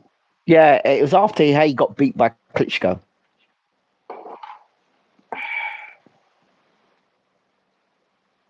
It's kind of interesting. What if Haye would have fought Fury right after Cunningham? After he fought? Right after Fury fought Cunningham. Jesus. Yeah, look, the Cunningham fight as well. Fury doesn't like shorter guys. He don't like those guys 6 foot and 6'2" and below. He doesn't like them. No. Struggled against Cunningham. Yeah. I don't know. Kind of disappointed the fight never happened, right? Yeah. But then you look at what Haye did against Klitschko. If Fury were to box Haye the same way that Klitschko boxed Haye, he's got the long arms, he's got the reach. Yeah, he's never been good at it anyways, because any time that Fury has two modes of how he excels against his opponents. Yep. Right. And it's being very long against somebody who's not that great, and just keeping them at the distance, picking them apart, walking them onto the shot. Mm-hmm. Or it is essentially being very slick against a very tall, slumbering opponent who's just looking dumb against them and winning that way. Or there's three where he's been dropped, where he just goes onto the front foot, puts his hands up and walks forward, soaks up punches, and then tries to get on top of you and finish you off, which is what he did against Cunningham. Here's my question. Why didn't he try that when he got rocked against Usyk then?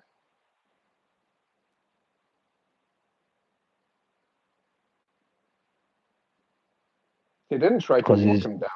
because he got very, very, very hurt by Usyk. He got very hurt, and he's not the same fighter. Remember, them fights with Deontay Wilder would have taken something out of him, and then the way he lives his life outside the ring.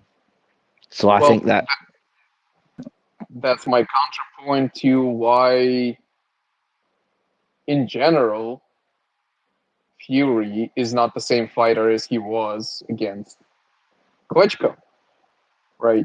Because we haven't seen that Fury for quite a while, and he that tried Fury's to move gone around. because he went to Sugar Hill, and Sugar Hill and the Kronk Gym are all focused on knockouts. So it's hold your feet, bulk up, hold your feet, and let your power shots go. Walk a guy back and just be a power puncher. Whereas they would look at that Fury and say, well, that Fury is wasting a lot of energy, wastes a lot of nervous energy. Why are you on the back foot as a big man, moving around like a middleweight? Stand tall, use your height, use your reach, use your power, and walk forward and knock these guys out. And of course, what made things worse was that when he fought Wilder, when he walked Wilder back, and he started, having success against Wilder, then he had that second fight against Wilder. He didn't adapt his style. He stayed with that style, that Wilder style, which is come forward, crash, bang, wallop. That's the only heavyweight. That's the only fight I know has had one fight, and the one fight changed his whole style up, and he uses that one style against everybody.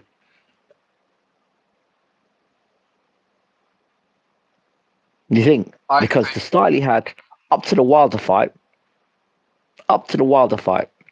the second Wilder fight, because the first Wilder fight he got dropped, he got hurt. When he got up and he did what he instinctively does, Tyson Fury didn't work that one out against Wilder because he was intelligent. He worked that out because when he got dropped and he got up, he was scared of getting knocked out. So what he did was get close to Wilder to stop himself getting knocked out. That's the way he fought against Cunningham. When he got dropped by Cunningham, he got up and he walked Cunningham back. When he got dropped by Nevin Pajcek, he got up, he walked Nevin Pajcek back. That's just the way Tyson Fury is instinctively. So if you drop Fury, he'll get up and try and walk you back. Hands up, try and take the punches on his gloves, give him time to recover and walk you back. So you can't punch with the same amount of power. So you walk you back. When he got hurt by Usyk, he got hit right on the point of the chin, which he wasn't expecting. He wasn't expecting that shot. The shot caught him by surprise. As a matter of fact, it's the same punch that Derek Chisora got caught with. Derek Chisora got caught that punch in about the 8th or the 9th round. But it was at the end of the round. He got hit with the left hand, bam! And Chisora's eyes opened. He was like, what the hell is that? He's like that. You look at the fight, Chisora is stunned by the same punch. And then Chisora's lucky because he went back to the corner, he was blown like this, and his eyes were wide open. So they got caught with similar punch. Probably Fury, when Fury got caught with a shot, he was tired as it was, and Fury's stamina isn't great going down the stretch. It never has been. He was blowing at his ass when he fought Wilder. So he was exhausted and he got hit with that shot. And he didn't expect the shot to come. And Usyk was switched up the power on him. I don't think Usyk was hitting him with his full power. That shot he hit him with extended, he let him go with that left hand. That's where he put real power on it. And I think the round earlier, the round before that, Fury's doing well. Fury's getting back into the fight. And if you look at Usyk's mannerisms when he fights, he did it with AJ. When you start to get on top of Usyk, he's like a dog. He's like a dog walker. What he does, he controls you. So if you start to bark, get out of the box, Usyk will just yank your chain, yank the chain, and then stop you from getting out of the box. Stop you barking. Oh yeah, come back here. Did it to Joshua in the first fight. Joshua got out of the box, tried to get clever, land the right hand on him, try to get brave, and he's got brave with the right hand. He said, right, let me give you a left hand to taste. Gave him a left hand to taste. Joshua started doing a funny dance. So he calmed down again. He didn't try to do that again. You look at the second fight of Joshua. Again, Joshua had one good round against Usyk. That big round, or was it round 8 or round 9? And then Usyk said, right, okay, you had a good round there. I'm coming for you next round. You will stop Joshua in the next round. So Usyk's got that way, and he fights. His heart is like Evander Holyfield's. He's like Evander. You look at Evander. When Evander used to come harder at you, or used to throw more punches at you when he was hurt. When he fought George Foreman, Foreman hurt him, and Foreman landed punches on him. And then when he picked his moment, then he started letting 4 or 5 punches go. I keep telling people about Usyk and his punching power, and they don't listen. Usyk has got 2 levels of punching power. Usyk doesn't give you his hardest punch first. He picks his moment to let that rocket go. And then when he lets that rocket go, it shocks people. And in that fight against Tyson Fury, he let Tyson off the hook. He felt sorry for Tyson. Because when he hurt Tyson, if you watch the punch, he hits him, Tyson's going over at one side of the ring, and Usyk's following him across the ring. But he's not afraid punches to knock Fury out. If you look at the punch he's throwing against Fury, there's at one point he's waiting for the referee to come in and stop the fight.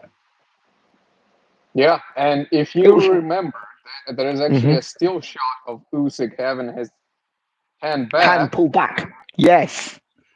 Ready to deliver, and the referee steps in, which is what I think Usyk was expecting to be the wave off. Stop the fight. Right. But the referee saves Fury. This time, if that happens, Usyk may stop Fury. The only thing that makes you say might stop Fury is because a similar thing happened with Joshua, and Usyk couldn't pull the trigger to finish the fight off. Now, the fight he had against Dubois, again, Usyk's at 2 different levels. When Usyk got dropped by Dubois, he was a real threat of being stopped in that fight, right? Because that body shot, whether it was above or below the belt, regardless, Usyk went down. He got up, and I knew as he got up, he was going to give it to Usyk, to Dubois. I knew it was the next level of punching. And I remember having an argument with somebody online. I said, oh, Usyk's not got the power to stop Dubois, so you're talking rubbish. I said, Usyk punches 2 levels. He's got this first level, which is jibber jab. Just jab, jab, jab, jab, mess around. And then the next level is right. You're getting it.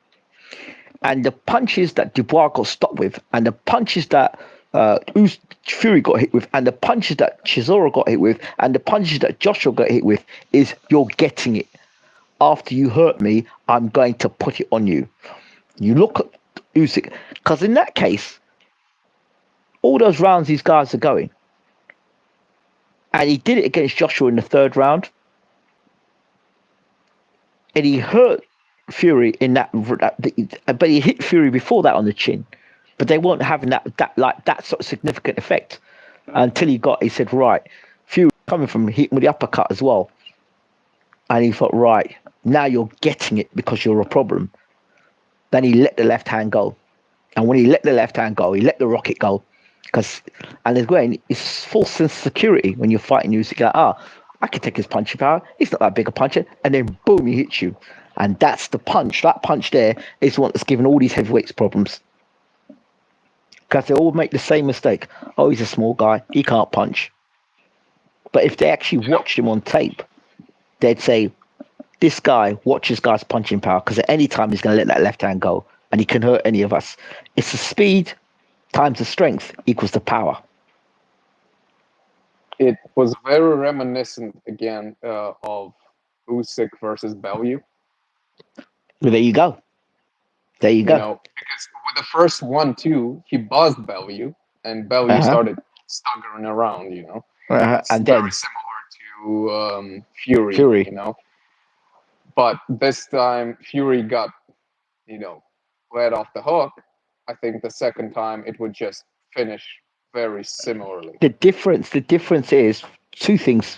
Bellew is absolutely exhausted. You could see he had nothing left. 1, 2.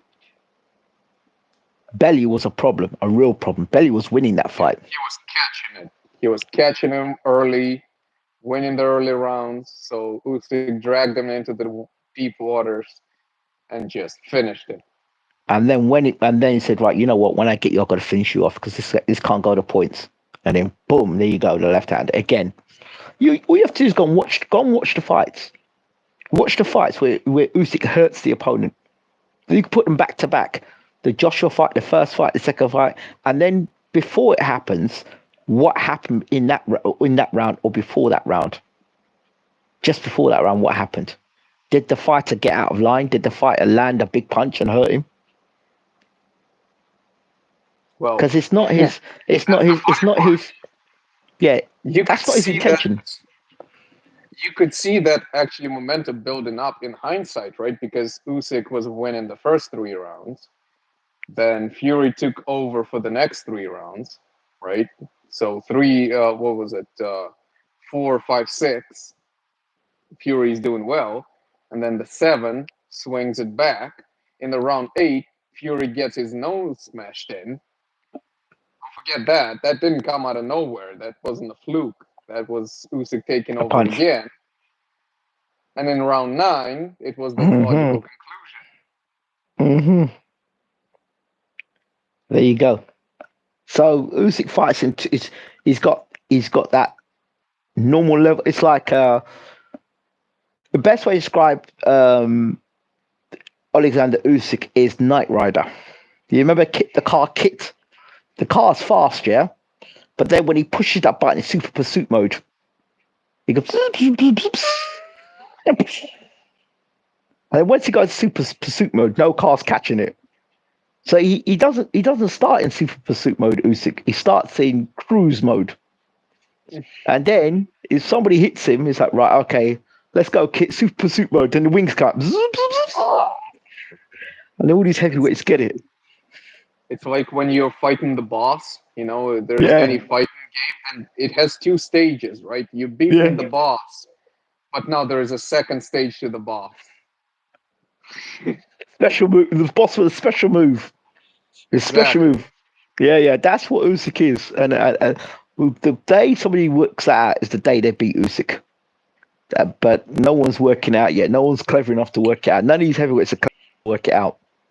Here's my question. And Fury, yeah.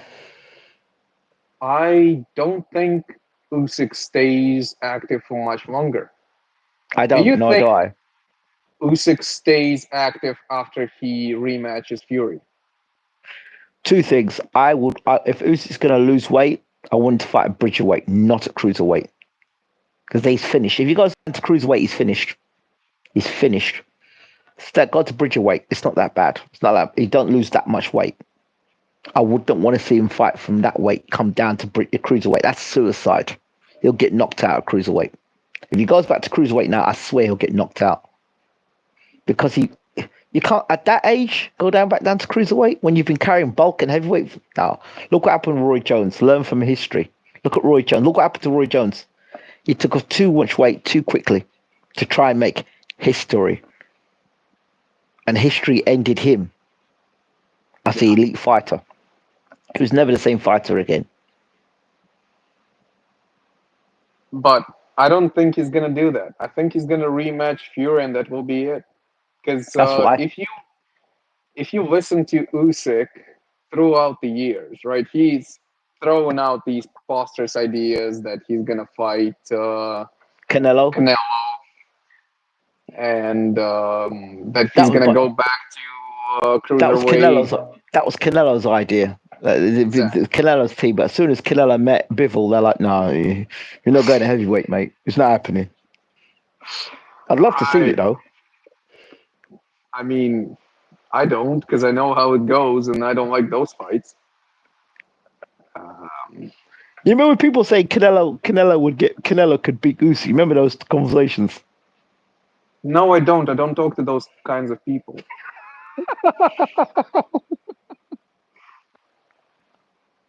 Are you serious, Ingram? If I had anyone in my vicinity who would speak something, but remember, do you know where that came from? That's because he was sparring with Frank Sanchez. Do you remember that sparring session he had with Frank Sanchez? Frank Sanchez was in the same camp, and Frank Sanchez and Canelo were sparring. It was like, both of them now. Well, Canelo's going to fight Berlanga now, so I mean, you know. Well, I hope he beats Berlanga, because It would be funny if he doesn't. It'd be funny. I tell you what, it'd be good. It'd be good on my resume. I'd be another guy I've got. Balanga. Balanga's a nice guy.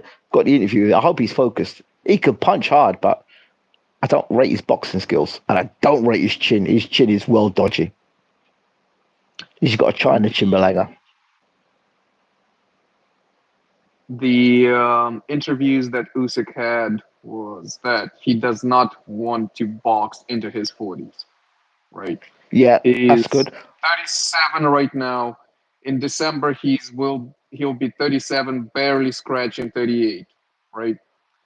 I don't see him pushing much further than that because, as per him, he wants to spend more time with his family raising his kids, which is understandable. He has like 5 of them. Yeah. Thing is, he's already given up one belt, so they're not in fight of undisputed anymore. Exactly. So for him, it will be to rubber stamp his win, and then what? Fight Joshua for the third time, or rematch Dubois? Who cares? No, he's saying he wants ridiculous amount of money to fight Joshua again. So would I, because who the hell cares about that fight? He doesn't. So if he's doing for the fans, well, how much do the fans want? Yeah, exactly. I don't want to see that. I mean, how much has Joshua improved to the point that he'll beat Usyk? He's big, he's strong, he will go forward. That annoys me greatly. Joshua goes onto the spree of bidding Wallin, which is not hilarious. a horrible win, hilarious. And Ghana. He's back. Yeah, somehow he's redeemed. He's better than ever. He will beat Usyk this time. And yeah, but if he gets hit on the chin, we'll see what happens. If Dubois hits him, Dubois needs a double jab, push Joshua back, and let the right hand go, because Joshua can't fight with the back foot and he's got no defense. Double the jab, push Josh back, hit him with the right hand. That's it. That is it. Light hand, left hook combination. Double the jab, right hand, finish off on the left hook. Because Joshua can't block a left hook. Double the jab, right hand, finish off on the left hook.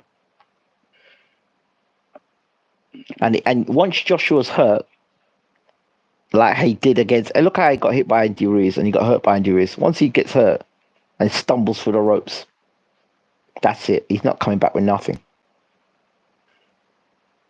Not with someone like Dubois pounding on him. Yeah. And if Dubois gets him hurt, he'll pound on him. You saw how Dubois puts 5-6 punches together.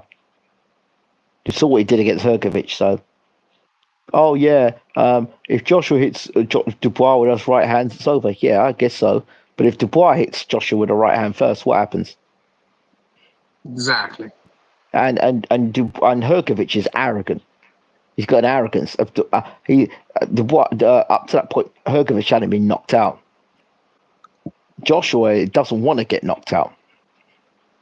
So is Joshua going to come out firing them right hands like that? I don't know. He'll probably wait for Dubois to make a mistake and then throw the right hand. Whereas Hrgovic will come out and throw punches regardless, because he just thought he was the man. And he was arrogant. But that's he realized a funny thing, right? There was so much talk about Hrgovic before. Remember I told you about Hrgovic? I told you about Hrgovic. I told you he was hype. Nothing but hype. They say, no, Hrgovic is the next heavyweight champion of the world. He's hype. He's garbage. Garbage. And I said Hrgovic was garbage, but Hrgovic is the heavyweight. He's the next heavyweight. He's not. He's changed trainers now. He's still garbage. Now where's all the Hrgovic people? Where's all the Hrgovic people? They've gone quiet now.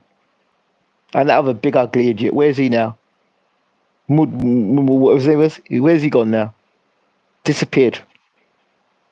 Frank Sanchez, I'm going to give a blight to because he actually was genuinely injured. But the rest? Wasn't Hrgovic your boy? No. Oh, dope. Remember when they were trying to put Hrgovic in with Usyk? Yeah, Hrgovic the man to beat Usyk. Really? Okay. I don't know who you were talking about, but It wasn't you then. I know no, you weren't a Hergovic definitely fan. You, you, you disown Hergovic. I know you one of those guys who disown Hergovic. not. I just never cared for him much. For me, it was like never done much for me to really feel any way about him. So it was like, yeah, well, the guy just comes out of the Olympics, let's see what happens. But Nothing I like major. the resurgence of Joseph Parker. The resurgence of Joseph Parker. It's been good. It has been. Do you think the Oh, rematch versus Zhang is warranted? no. For what? I don't Does know. that What else would that be happening? Like, who would they fight? Joseph Parker should fight the winner between Dubois and Joshua. What does Zhang do?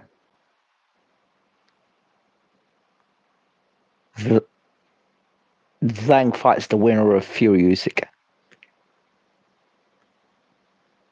But that means he fights nobody because Usyk will retire, and Fury's gonna either fight Joshua or retire himself.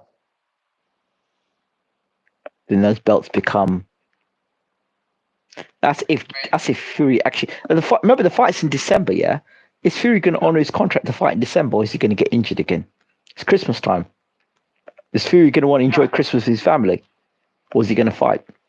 Is he going to fight on the 21st, or is it going to be an injury that takes him into next year, where he thinks Usyk will get a little older, and then he can fight Usyk then? I don't know if that's a smart idea from Fury, because something tells me longevity-wise, Usyk has the edge on Fury. But is he going to fight December the 21st?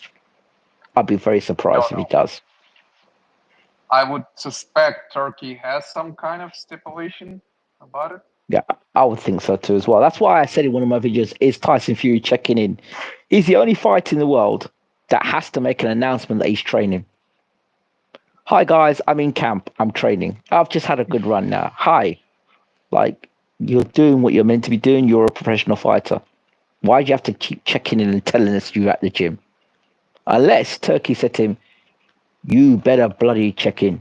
You better let me know. I want to know that you're in gym. I want to know you're in camp. I want to see evidence of it. And the way I want evidence, you send me a video. I bet Ty's sending Turkey weekly videos of him in the camp. I bet. Hi Turkey, just me in the gym. I'm just working out. Hi Turkey, I've not gone off the rails. I'm still up for the fight. Hi Turkey, it's me again today. Tyson, it's all right. I've not gone down the pub today and had a drink. Hi Turkey, it's okay. I fell out the pub the other night. Because I drank and I got drunk a bit. That's okay. Don't worry about Turkey. I'm back in the gym. Like he did the video the next day, he was back in the gym. I'm like, who does that? Only Tyson Fury. You are a professional fighter. You don't need to tell the world that you're in the gym. Imagine if every professional fighter did that. Could you imagine? It's not the norm, unless you think it's the norm. And he hasn't been doing it before. Right? For the previous camps, he would never do these reports Silent. from the You gym. wouldn't see him. Yeah, You wouldn't see him. Mm-hmm. yeah, it's almost like By the way, insurance against the fans. exactly. Let me throw this at you. What do you think of Joe Joyce against Derek Chisora?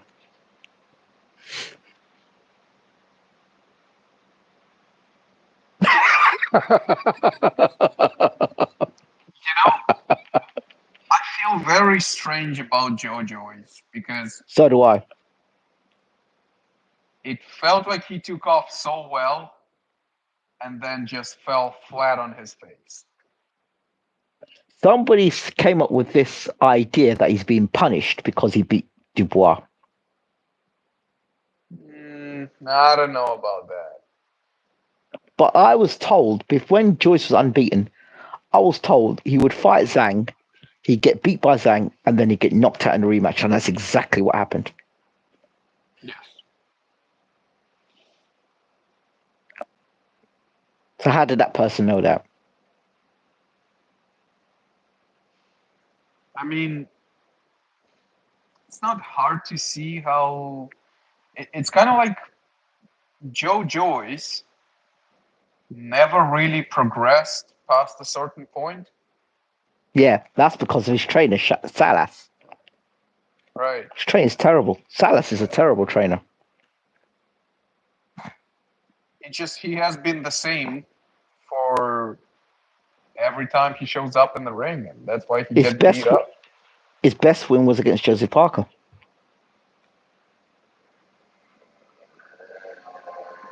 Or Yeah, Daniel Dubois. Which one? Dubois? I think no. The Dubois fight was better than the Joseph Parker fight. Dubois would definitely be better.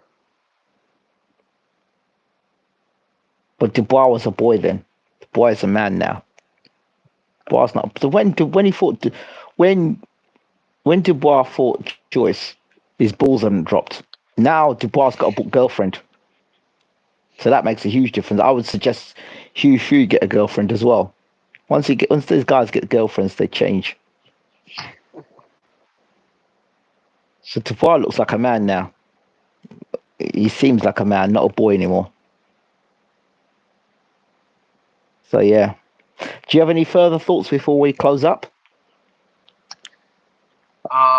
There's a boxer that I have been following from Ukrainian Olympic team. Okay. His name is Alexander Hezhnyak. Hinneck. Okay. Hezhnyak. Yeah, he Hirschneck. just got to the finals. Okay. So we'll see how he does. He might be the next talent, or might not be. But so far, he has been going for quite. He had quite a streak. He has some talent. And it would be interesting where he develops from here. Okay. What has he won That's gold just or did no, he win he gold? just got to the finals. So Okay. it will be. I guess if he's in the finals, he will be challenging for the gold.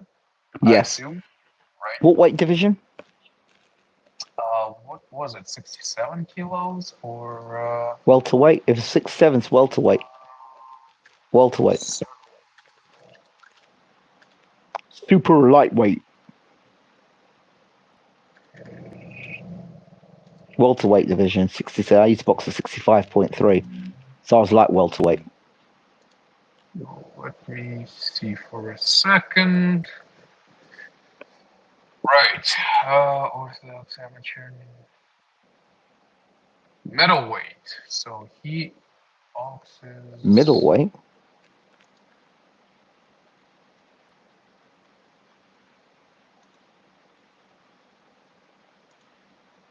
I wonder if I was reading it correctly. Olympic events. Yeah, men's middleweight. That would be 67 middleweight. 67 kilograms middleweight. You sure? I might be right. I might be wrong.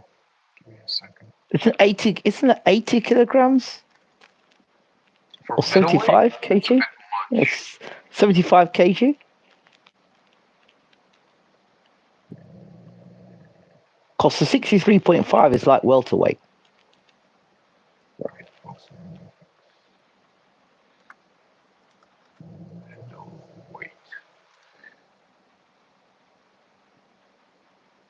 Can't see. Oh yeah. Middleweight is between 69 and 75 kilos. That's what I was thinking. So he's 60. So what was he? 60. So I guess 75 is the highest at middleweight, right? Okay. Yeah. So he just beat. What was his name again?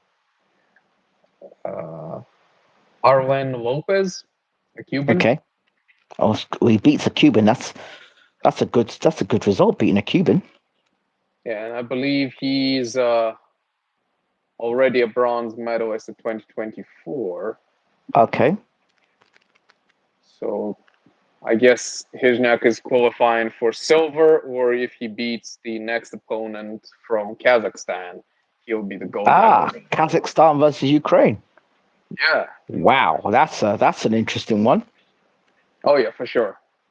Very Kazakhstan nice. has very Very good nice. amateur boxing stable, so watch out for that one. What's that guy who came? What's that guy from Kazakhstan? What's his name again? Not Golovkin. What's his name? Very nice. I didn't even see the third movie he made. What's his name? Borat. No, the guy is not Kazakhstani though.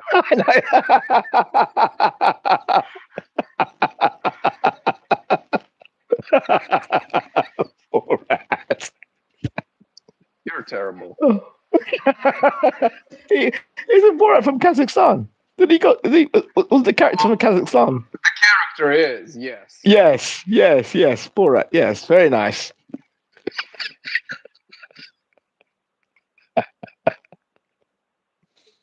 Oh, bless. But wasn't Golovkin from Kazakhstan? Yes, he is. Yeah. Who's the fighter from Uzbekistan? Where's Bivol from? Bivol is Russian. He's from Russia, but he's half Moldovan, half Korean. Okay. And what about who comes from Uzbekistan then? Who's the Olympian? Madridov, who just fought Madrimov, who's just fought. Yeah, he's Uzbekistan. Yeah, but it's somebody else as well. Uzbekistan. Maybe it was Madrimov. What did you think of the fight, by the way, before we finish? It was a strange fight because Madrimov could catch Crawford on the way in with single punches. It was like he would just throw a right hand straight in front of him, and Crawford would run into it. It felt very odd. But at the same time, Madrimov was a little gun shy against Crawford, so Crawford did win fair and square. It was just a very bad night at the office for Crawford. It's like he never really got himself going. got going against him. Do you think because of the weight was a problem? I never felt that it was because of the physicality. No, I don't think it was the weight. I mean, maybe if Crawford felt sluggish and slow at that weight, maybe, because that's not something you would necessarily see against the other guy, right? Do you think it's just because this guy was highly skilled? More skilled than Spence? He has skills because he has, 300 amateur fights? Yeah, maybe that's what it was that offset him.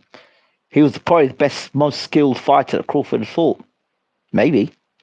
Skilled. Not like, And he's skilled. He's big, but he's skilled. He's not just a big lump. He's a big guy that had good boxing skills. So you've got power, you've got speed, you've got movement, you've got boxing IQ. You're not just one lump that's coming in straight lines.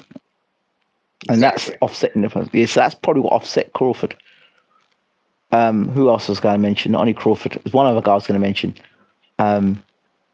Andy Ruiz and Miller, just to close now. Your thoughts? I thought to myself, Miller won that. I don't know why they gave it a draw. You thought Miller won. I actually thought Ruiz won. Based on the fact that Ruiz was... I thought because Ruiz was landing the more eye-catching punches. I felt volume. But Miller was shoe shining. Miller was waiting till the end of the round and then just letting punches go.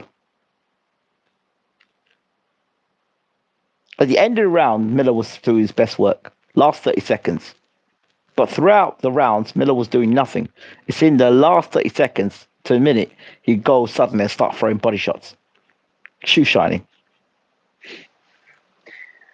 I still feel like on the volume, Miller would have won that, but it was a stinky fight in general because it felt like Miller was too afraid to gas because he gassed against Dubois, and Ruiz hasn't fought in so long. He was afraid to gas in general. So it was just a stinky fight. But I like both guys. So when I called it, I said, I don't have anything personal against either. It's just the draw was the best result because it's like when Ben fought Eubank. if any of those guys had got beat, it wouldn't have been the same. So they got the draw, so both of those guys could continue their careers. So you've got On two one heavyweights. I agree. On the other, I always feel